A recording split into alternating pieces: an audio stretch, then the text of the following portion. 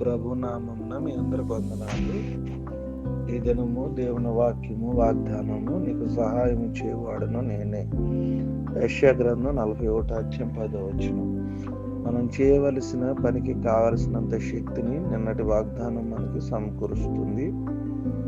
అయితే మనం పూర్తిగా నిస్సహాయములైపోయినప్పుడు మనకు కావాల్సిన సహాయాన్ని ఇవ్వడంలో ఈ దినపు వాగ్దానం మనకు ఖచ్చితంగా ఉపయోగపడుతుంది.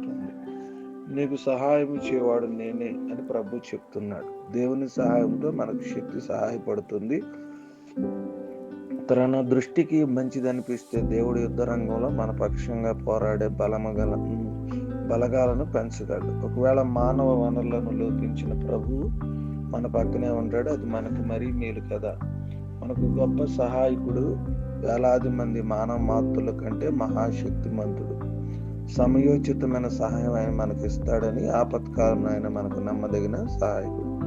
ఆయన సహాయం అపారమైన జ్ఞానంతో కూడినది. ఒక్కొక్కరికి వ్యక్తిగతంగా సరిగ్గా సరిపోయే సహాయాన్ని ఎలా సమకూర్చాలో ఆయనకి బాగా తెలుసు. ఆయన మనకు సహాయం చేస్తే అది పూర్తిగా ప్రయోజనం కలిగిస్తుంది. కాబట్టి ఇంకా మనుషుల సహాయం వ్యర్థమే. ఆయన సహాయం మనకు గొప్ప సహాయం అవుతుంది. కారణం ఆయన మన భారాలు మోసేవాడు, మన అవసరతలు తీర్చేవాడు. ప్రభు మనకు సహాయకుడై ఉండగా మానవ మాత్రుడు మనకేమి హాని చేయగలడు. మన ప్రభు ఎల్లప్పుడూ మనకు సహాయం చేయడానికి ఉన్నాడు. కాబట్టి భూత భవిష్యత్ వర్తమాన కాలాల్లో ఆయనే మనకు ఆధారము. దేవుని బిడ్డల ప్రభు నా సహాయకునిగా ఉండుమని మనం ఏం చేయాలి? ప్రార్థన చేయాలి. ఆత్మీయ మన బలహీనతలో సహాయం చేస్తున్నాడు. అదే మనకి అనుభవం. కొండల తట్టున కన్నులెత్తుతున్నాను, నాకు సహాయం ఎక్కడి నుండి వచ్చును అని బైబిల్ సాక్షి. ప్రభువు ఎంత సహాయము చేసావు అనేది త్వరలో మనము సంతృప్తి కలిగే విధంగా ఆయన సహాయం కోసం ఎదురు చూస్తూ సమయోచితమైన సహాయాన్ని పొందుకుంటూ దేవుని ఆశీర్వాదాలు పొందుకుందాం. ఈ కొద్ది మాటలు దేవుడు మన వెనుకలో ఫలించి ఆశీర్వదించును గాక. ఆమేన్, ఆమేన్, ఆమేన్. ప్రార్థన.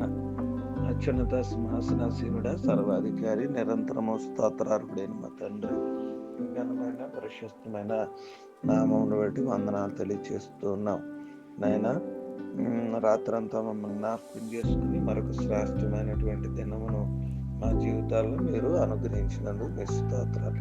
మీరు చూపించిన అపారమైన ప్రేమ కృపను బట్టి మీ నామానికి స్తుతులు తెలియజేస్తూ మీ నామాన్ని కనపరుస్తూ ఉన్నాం. అయా, సహాయం లేక నిస్సహాయ స్థితిలో ఉన్నటువంటి మేము మీ సహాయం కోసం ఏ ఉదయకాల సమయంలో ప్రార్థన చేస్తా ఉన్నాం. సమయోచితమైన సహాయం మాకు దయచేయండి. సహాయం చేయవాడు మీరే అని వాక్యం ద్వారా మాతో మాట్లాడినందుకు మీ స్తోత్రాలు.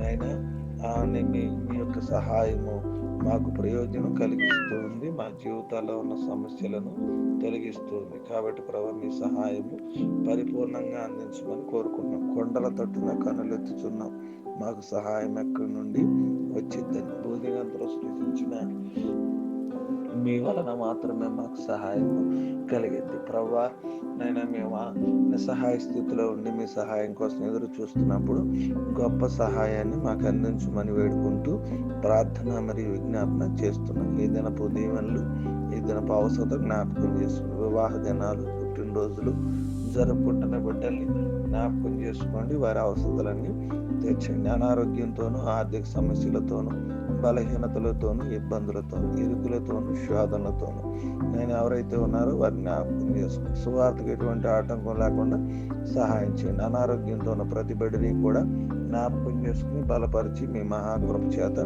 భద్రపరచండి. మమ్మల్ని ఎప్పటికప్పుడు కంటికి రెప్పలా కాచి సంరక్షించి కాపాడుతున్నందుకు మీ నామాన్ని స్తుతిస్తూ ఈ దినపు దీవెనలతో మమ్మల్ని నింపుతారని సమస్త మహిమ ఘనత ప్రభావాలను చెల్లిస్తూ ప్రార్థన చేస్తున్నాము, మనం అడుగుతున్నాము తండ్రి.